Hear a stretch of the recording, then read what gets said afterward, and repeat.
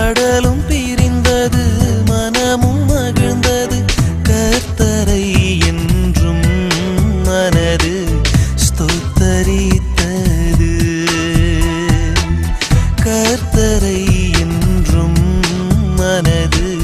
ஸ்தோத்தரித்தது அல்லேலூயா அல்லேலூயா அல்லேலூயா அல்லேலூயா